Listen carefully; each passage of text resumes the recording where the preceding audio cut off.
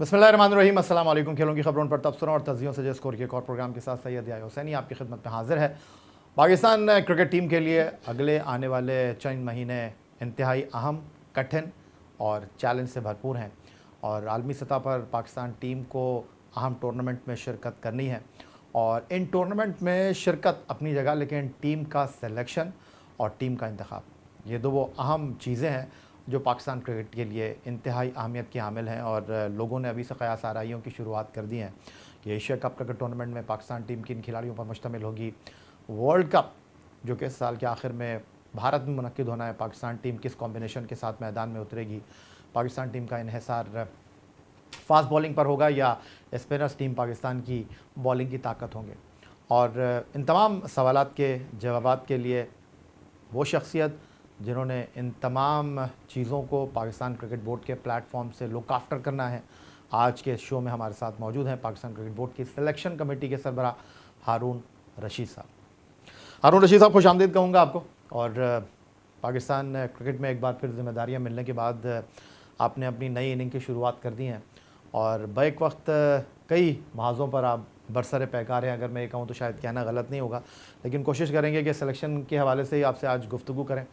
सबसे पहले तो मैं ये जानना चाहूँगा कि ज़िम्मेदारियाँ संभालने के बाद अब आप वन मैन आर्मी हैं और उसकी बुनियादी वजह यह है कि एक तरफ स्टैटिशियन चीमा है, एक तरफ डायरेक्टर क्रिकेट मिकी आर्थर हैं और दूसरी तरफ जो है वो टीम के हेड कोच ब्रेड बर्न हैं। लेकिन बहैसियत मजमूई बीइंग अ चीफ सेलेक्टर, ऐसा लगता है कि आपके जो नातमा कंधे हैं वो सारी जिम्मेदारियों को तने तना उठाएंगे। सबसे पहले तो बहुत बहुत शुक्रिया याया, आपने मुझे अपने प्रोग्राम में बुलाया। और अस्सलाम वालेकुम नाजरीन। आई थिंक जितनी भारी भरकम शख्सियत मेरी है, आई थिंक नातवा कंधा कहना जो है वो कंधों को वो मैं समझता हूँ कि मुनासिब नहीं है। लेकिन मेरे अपने नज़दीक ऑब्वियसली ये तो थोड़ा सा हम लाइटर नोट पे बात कर रहे थे। सही कहा आपने, बिल्कुल सही कहा आपने कि बहुत ही ज़्यादा चैलेंजेस हैं आगे और पाकिस्तान की टीम की तैयारियां हैं। दो तीन चीज़ें अपने जहन में हमने ये भी रखी हुई हैं कि क्योंकि हमने कंडीशंस को देखना है, वो सब कॉन्टिनेंट की कंडीशंस हैं। हमारे अपने मुल्क में जिस तरह की क्रिकेट होती है, मोर और लेस सारी क्रिकेट इसी किस्म की, चाहे एशिया कप का जो भी अगर फैसला होता है उसको हम देखते हुए, सो हमारी नेक्स्ट जो 5 to 6 मंथ्स की क्रिकेट है वो हमारी सब कॉन्टिनेंट कंडीशंस में है, जहाँ के लिए हमारे पास जो प्लेयर्स की रिसोर्स है वो माशाल्लाह बहुत अच्छी है। आपने देखा भी कि अभी हाल ही में जो भी होम सीरीज़ हुई उसमें टीम ने बड़ी अच्छी कारकर्दगी दिखाई।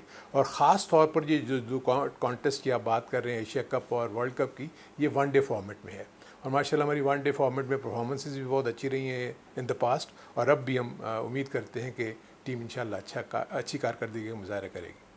लेकिन हारून रशीद साहब, पाकिस्तान टीम अच्छी कारकर्दगी का मुजाहरा करेगी, बासलाहियत खिलाड़ी आपके पास दस्तयाब हैं और इससे बढ़कर बात यह है कि जो हालिया 50 ओवर की क्रिकेट हुई है उसमें आपने जो कॉम्बिनेशन ट्राई किए हैं, बहुत सारे सक्सेसफुल रिज़ल्ट आपको सामने मिले हैं, तो आपके लिए ज़्यादा तब्दीलियों का यहाँ पर मामला नहीं है।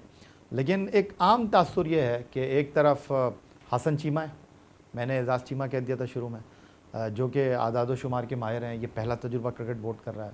मिकी आर्थर दरियारे गैर में बैठे हुए हैं, ब्रेड बर्न आपके साथ हैं। तो चारों शख्स जो कि सिलेक्शन के इंतहाई अहम उमूर को देखेंगे, चार कोनों पे बैठे हुए हैं, चार मुख्तलिफ़ डायरेक्शन को वो जनाब अपने तौर पर देखेंगे। तो लोग ये जो सवाल कर रहे हैं, लोगों के जहनों में जो ये सवाल है, उसको आप किस तरह डिस्क्राइब करना चाहेंगे एज ए चीफ सेलेक्टर? मैं आपको इसकी थोड़ा सा ये बैकग्राउंड बताऊं। ऑब्वियसली ये आप जो बात कर रहे हैं कि जो चार डिफरेंट लोग हैं, सबसे बड़ा इशू जो ये होता था, आपको याद होगा इन द पास्ट हमेशा डिस्कनेक्ट रहता था आपकी टीम मैनेजमेंट में और आपकी सिलेक्शन कमेटी में। ओवर द ईयर्स ये हमने देखा कि बहुत ज़्यादा वो नहीं थी। और दूसरा, जब भी आप सिलेक्शन के नेशनल टीम की सिलेक्शन की जब आप बात करते हैं तो आपके पास इर्द गिर्द 20 से 25 खिलाड़ियों का पूल ही होता है। आपने उसी को रोटेट करना होता है डिपेंडिंग ऑन द कंडीशंस कि आप कहाँ जा रहे हैं, किस मुल्क में आपने क्रिकेट खेलनी है, वहाँ की कंडीशंस क्या हैं और आपके पास मोस्ट सूटेड प्लेयर्स कौन से हैं जो वहाँ जाकर खेल सकते हैं। सो इसलिए जितना ज़्यादा इनपुट आपकी जो टीम मैनेजमेंट है वो दे सकती है सिलेक्शन में टू सिलेक्ट नेशनल टीम, मैं जब आपको जूनियर टीम की बातों पे आऊँगा तो वो डिफरेंट है। सो मेरे अपने नज़दीक ये एक ऐसा तजुर्बा है जो इंशाल्लाह मुझे उम्मीद है कि अच्छा होगा, क्योंकि ऑलरेडी जो मैं जिस तरीके से इनके साथ मैंने इंटरेक्ट करना शुरू किया है उससे तो मुझे लग रहा है कि बहुत ही प्रोफेशनल वे में ये काम हम कर रहे हैं, और जो इनपुट जो है वो आती है वो बड़ी सॉलिड, एक दूसरे को बाकायदा डिबेट करने के बाद, बहुत ज़्यादा चीज़ें डिस्कस करने के बाद आप किसी एक चीज़ पर पहुँचते हैं और उसके बाद आप उसको स्टिक करते हैं। दूसरा एक और चीज़ भी है कि जो हम देखते थे कि इन द पास्ट आपने देखा होगा फर्स्ट टाइम हमने रोटेशन पॉलिसी को अपनाया जो कि आपके लिए बड़ी कारगर साबित हुई।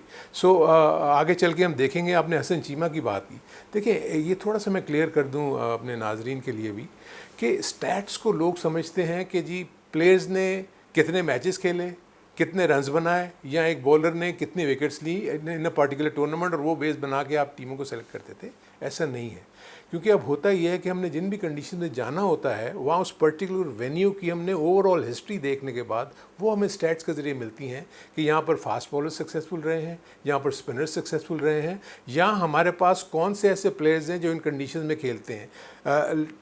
लंच तक क्या सिचुएशन रहती है, पहले से 10 ओवर में क्या होता है, 11 से 40 ओवर में क्या होता है, या 41 से 50 ओवर्स में क्या होता है। तो ये पूरा एक साइकिल है। अगर आपको जो जिस तरह के स्टैट्स हमारे पास आ रहे हैं और जिस तरह मतलब हसन जो काम कर रहा है, दूसरा ये है कि वो सिर्फ स्टैट्स का ही तो वो नहीं है, वो फ्रेंचाइज में उसने बहुत ज़्यादा काम किया हुआ है, प्लस उसने फॉरेन लीग्स में बहुत काम किया हुआ है, और वो सिलेक्शन टीम का पार्ट है, वो हिस्सा है, वो सेक्रेटरी भी है सिलेक्शन कमेटी का। सो ऑब्वियसली ये एक तजुर्बा है। आप देखेंगे with the passage of time results अगर अच्छे आना शुरू हो जाएंगे तो लोग खुद ही ये कहना शुरू कर देंगे।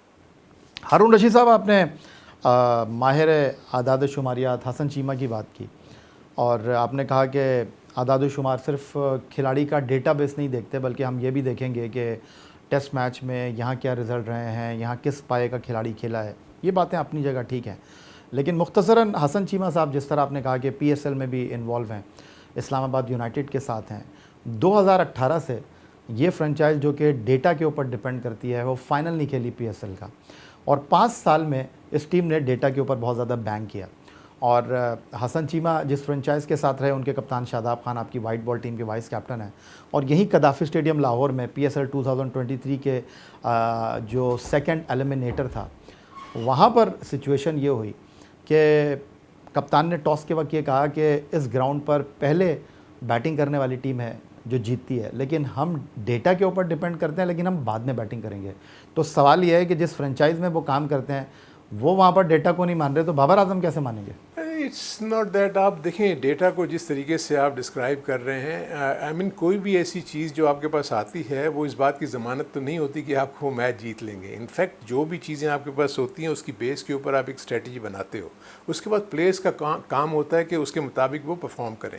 ऑब्वियसली दूसरी टीम भी जो इन सारी चीज़ों के उससे गुजर के ही आती है ना मराइल से, सो वो भी अपनी तैयारी करके आई हुई होती है ऑन द डे। फिर जैसे अगर स्टैट्स ये बता रहा है कि जी इस पिच के ऊपर अगर आपने पहले बैटिंग की तो चांसेस है जीतने के, लेकिन आप उस दिन जब पहुंचे हैं आप एक्सपेक्ट कर रहे हैं कि पिच जो है वो थोड़ी ग्रीन है, इस पे बॉलर्स को हेल्प मिलेगी, तो मैं उस ज़रूरी नहीं है कि उस डेटा पे जाऊंगा, मैं उस दिन के मुताबिक सोचूंगा कि नहीं आज मुझे पहले फील्डिंग करनी चाहिए। सो ये वो चीज़ें एक्चुअली ये सारी इन्फॉर्मेशन जब आपके पास आ जाती है उसके बेस के ऊपर आप एक पूरा प्रोग्राम तैयार करते हो, लेकिन जब उसकी इम्प्लीमेंटेशन है वो तो ऑब्वियसली प्लेयर्स, अब अगर फॉर इंस्टेंस जैसे आप अगर देखेंगे कि इंटरनेशनल नॉर्म आजकल क्या है, वो ये कह रहे हैं कि जी शुरू से अटैक करें, टेस्ट क्रिकेट में भी आप अटैक करें। अभी आप हाल में जो इंडिया और उसका ऑस्ट्रेलिया का मैच हो रहा है उसमें देखें आपको एक दिन में 350 पौने 400 रन बने। So these are the things जो कि चीज़ें चेंज हो रही हैं, माइंडसेट चेंज हो रहा है। तो इसी को सामने रखते हुए अगर आप फॉर इंस्टेंस हमारा अगर स्ट्राइक रेट टेस्ट मैच में 46 है या 45 है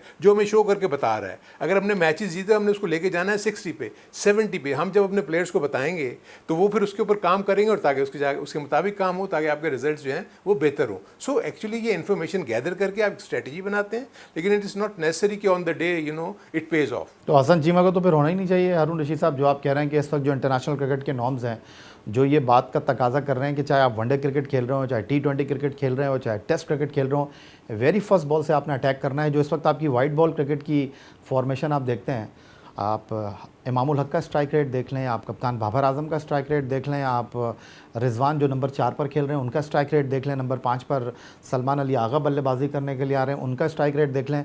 उस एतबार से तो हसन चीमा की टीम में ये होना ही नहीं चाहिए। नो, इट्स नॉट दैट, ऐसा नहीं है। आप देखें कि अगर आप अभी इस रीसेंट सीरीज़ में अगर आप देखें तो जितने भी प्लेयर्स के आपने नाम लिए हैं उनके स्ट्राइक रेट में इजाफा हुआ है। ऐसा नहीं है कि नहीं हुआ। अगर आप उसको कंपेयर करेंगे ना कंपैरिजन में तो आपको पता लगेगा। सो ये वो सारी चीज़ें जो मैं आपको बात कर रहा हूँ कि ये जब उनके सामने जब डिस्कस होती हैं एकदम से माइंडसेट चेंज होता है। प्लेयर्स सबसे बड़ी जो प्लेयर्स के लिए जो इशू है वो ये है उनकी स्टेबिलिटी। उनको पता हो कि हमारी टीम में जगह होगी या नहीं होगी। इस चीज़ को इंश्योर किया जाएगा कि 1 या 2 इनिंग से कुछ नहीं होता। दुनिया भर में प्लेयर्स फेल होते हैं। मैक्सवेल कब से फेल हो रहा है, लेकिन उसको टीम का पार्ट रखते हैं कि 1 या 2 मैच वो किसी वक्त भी जिता देगा। सो आई थिंक इस वक्त पाकिस्तान की टीम जो है एक अच्छी बैलेंस बना हुआ है, कॉम्बिनेशन अच्छा है। और जिस तरीके से ये खेल रहे हैं, आपके पास चाहे सब कॉन्टिनेंट की पिचेज़ हों या बाहर जाके जब आप खेलेंगे, हमें बैटिंग में डेफिनेटली इशू होता है बाहर के ममालिक में जहाँ पर एक्स्ट्रा बाउंस हो। वेराज बॉलिंग आपकी बहुत टॉप क्लास है, चाहे वो स्पिन डिपार्टमेंट हो चाहे आपका फास्ट बॉलिंग डिपार्टमेंट हो। सो मैं ये फील करता हूँ कि टीम का बैलेंस और कॉम्बिनेशन बहुत अच्छा है। इंशाल्लाह मुझे उम्मीद है कि अच्छा परफॉर्म करेंगे। रिस्पॉन्सिबल कौन होगा अरुण भाई सिलेक्शन में, आप, हसन चीमा, मिकी आर्थर या ब्रैडमैन? आई थिंक आप इसको तो ये बड़ा इजी है। आप ओवर द ईयर्स उठा के देख लें कि आपका अल्टीमेटली जो खिलाड़ी है वो तो सिलेक्शन कमेटी पे गिरती है ना। आपका जो भी नया सिलेक्टर्स का पैनल आता है वो उन्हीं प्लेयर्स को सिलेक्ट करता है। सो आपके पास जो अवेलेबल रिसोर्सेज हैं ऑन द डे, अगर वो नहीं परफॉर्म करेंगे तो ऑब्वियसली कोई ना कोई यहाँ पर तो हमारे इस मुल्क में हार और जीत को तो बहुत ज़्यादा वो मिलती है पजीरा इन दैट सेंस के सोशल मीडिया। तो यहाँ पर जीतेगी तो टीम के खिलाड़ी क्रेडिट लेंगे, हारेगी तो सिलेक्शन कमेटी की गर्दन आ गई। ये तो आपका ये एक जिसको कहना चाहिए कि वो बग़ैर लिखे हुए एक मुसल्लमा असूल है कि इस तरीके से होता है। लेकिन आप अपनी तरफ से कोशिश करते हैं कि आप पाकिस्तान की टीम के लिए बेहतर से बेहतर रिसोर्स पैदा करके और उनको आप एक अच्छी टीम की सूरत में उनको दें। एंड देन टीम मैनेजमेंट और जो कैप्टन जो डिसाइड करते हैं to play the 11 on that particular day, उसके बाद वो ये है कि अच्छे रिजल्ट्स भी आते हैं, बुरे रिजल्ट्स भी आते हैं। कुछ लोगों को तहफ़्फ़ुज़ात हैं, कुछ लोगों का ख्याल है कि आपकी सिलेक्शन कमेटी में बाबर आजम को भी होना चाहिए था। बाबर आजम तो ऑब्वियसली देखें, अगर उसकी टीम का कोच और वो है तो बाबर आजम से तो डेफिनेटली आप करते ही हैं ना। ये तो नहीं है कि कप्तान को आपने बिल्कुल, अभी भी जो भी चीज़ें होती हैं कप्तान की कंसल्टेशन उसमें शामिल होती है। और इससे पहले भी वो एडवाइजरी कैपेसिटी में ही होते थे। उनकी इंपॉर्टेंट राय जो है उसको बड़ी अहमियत दी जाती थी और अब भी आई थिंक उसको अहमियत दी जाएगी। इसमें तो कोई वो नहीं है। तो हारून रशीद साहब, पहले ये होता था कि आईसीसी का जो भी इवेंट होता था वो आपको कहते थे 2-3 महीने पहले कि 30 नाम आप दे दें। अब वो बात ख़त्म हो गई है, लेकिन आप अपने तौर पर खिलाड़ियों का पूल कर रहे हैं Asia cup and world cup कि हम इन्हीं के दरमियान रहेंगे। जी एग्जैक्टली ऐसे ही है। और हमने जितना भी एज ए सिलेक्शन पैनल और कैप्टन के साथ मिलके जो हमने एक पूल बनाना है वो तकरीबन हमारे पास 20 से 25 खिलाड़ी मौजूद हैं और उसी में ही हम देखते हैं कि क्या रद्दोबदल होगी अगर हमने एशिया कप और वर्ल्ड कप के जब स्क्वाड्स बनाने हैं।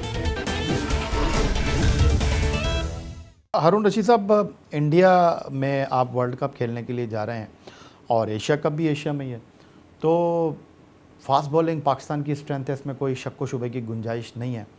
लेकिन आपके पास स्पिनर्स भी क्वालिटी के हैं, आपकी स्ट्रेंथ क्या होगी? आई थिंक ये आपने बिल्कुल बड़ा अच्छा सवाल किया क्योंकि स्पिनर्स का रोल बड़ा इंपॉर्टेंट होगा।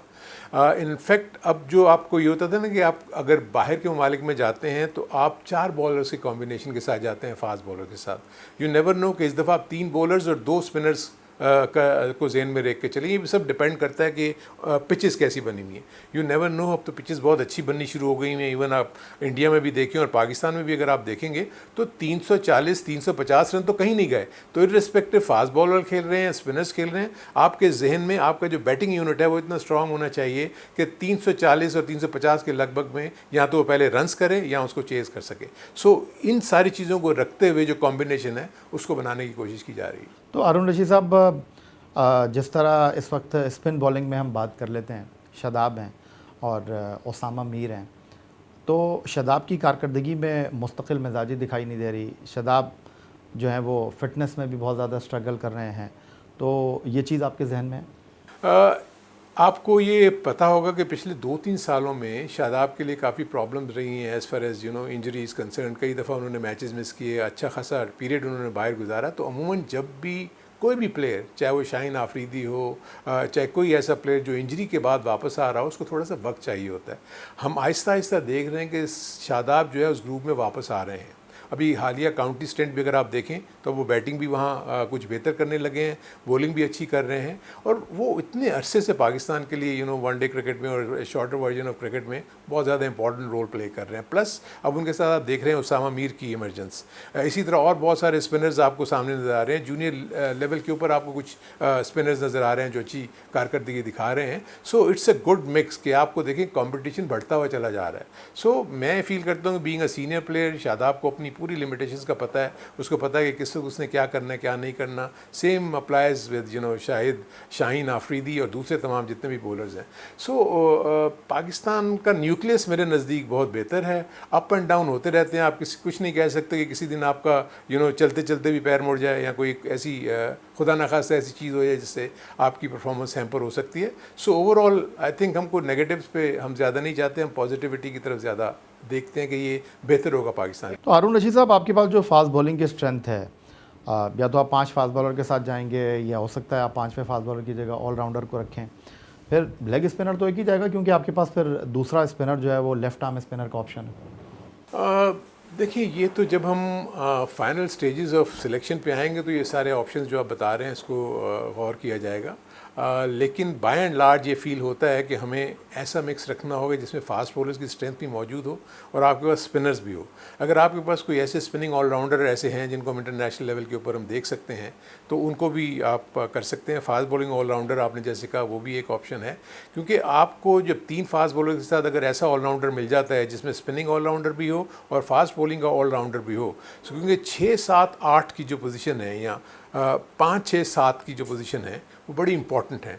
वो इसलिए कि वहाँ पर आपको बड़े स्ट्रॉन्ग हिटर्स चाहिए जिन्होंने जाके रियल सेंस में जो 41 ओवर से लेके 50 ओवर्स तक जो आपको रोल उन्होंने निभाना है उसके लिए आपके पास हो।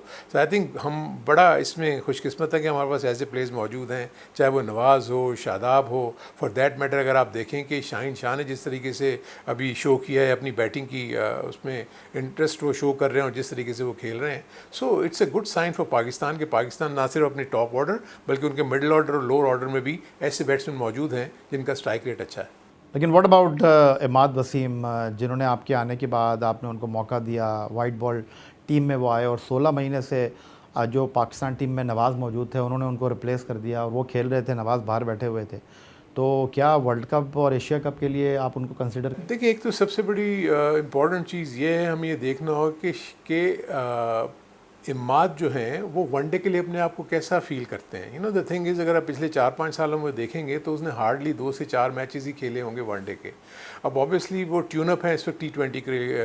आई थिंक जैसी मेरी मिकी से बात हुई थी, मिकी डेफिनेटली जो कोचेज़ हैं उनसे बात करेंगे, उनसे पूछेंगे कि जी वनडे का आपके जहन में क्या है क्या नहीं है। वंस जब वो इमाद से बात हो जाएगी उसके बाद उसकी जो भी सिलसिला होगा उसके बाद उसको हम देखेंगे और देखते हैं, उसको आगे लेके चलते हैं। इट्स अ गुड थिंग कि आपके पास 2 ऐसे स्पिनर मौजूद हैं जो शॉर्टर वर्जन में दोनों फॉर्म ऑफ क्रिकेट में खेल सकते हैं, 50 ओवर्स में भी और वनडे में भी। तो मिकी आर्थर से आपकी इमाद वसीम के वाले से बात हुई है?